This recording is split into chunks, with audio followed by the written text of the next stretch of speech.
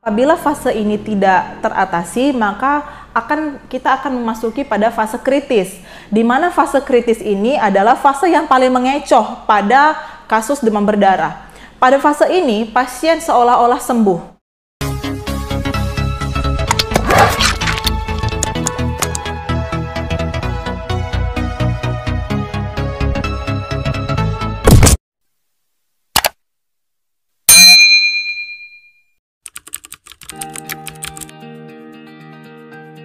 DBD atau demam berdarah Dengue atau sering yang kita sebut dengan DHF atau Dengue Hemorrhagic Fever adalah demam yang disebabkan oleh virus Dengue yang penyebarannya sendiri itu melalui nyamuk Aedes aegypti dan nyamuk Aedes albopictus.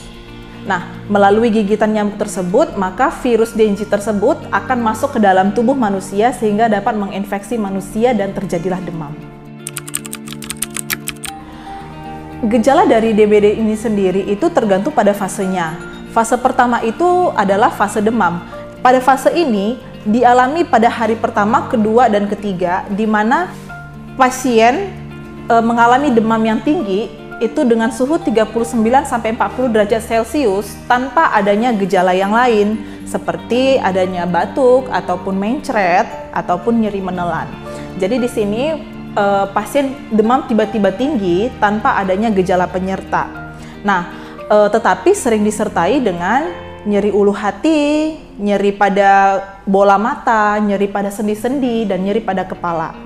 Nah, apabila fase ini tidak teratasi, maka kita akan memasuki pada fase kritis, di mana fase kritis ini adalah fase yang paling mengecoh pada kasus demam berdarah. Pada fase ini, pasien seolah-olah sembuh dengan suhu 37 derajat Celcius, dan pada fase ini juga pasien itu seolah-olah sembuh dan dapat beraktivitas, dapat bekerja, dapat bermain, dapat beraktivitas seperti biasa. Nah, di sini biasanya pasien sudah sering menghentikan pengobatan. Di sini biasanya pasien sudah merasa enakan dan tidak melanjutkan pengobatannya lagi. Nah, apabila kita gagal mengobati pada fase kedua ini, maka akan terjadi komplikasi pada DBD.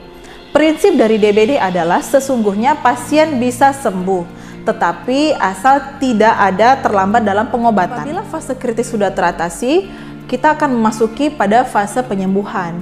Nah, di fase penyembuhan ini biasanya ditandai dengan sudah ada peningkatan pada leukosit dan pada trombosit. Nah, demam sudah mulai teratasi, pasien juga sudah lebih segar, nafsu makan meningkat, sudah mulai tidak ada demamnya. Setelah fase penyembuhan ini sudah selesai, nah pasien sudah dikatakan sembuh dari DBD. DBD ini bisa dicegah dengan slogan pemerintah yang sudah mengajarkan kita dengan 3M, yaitu menguras, mengubur, dan menutup.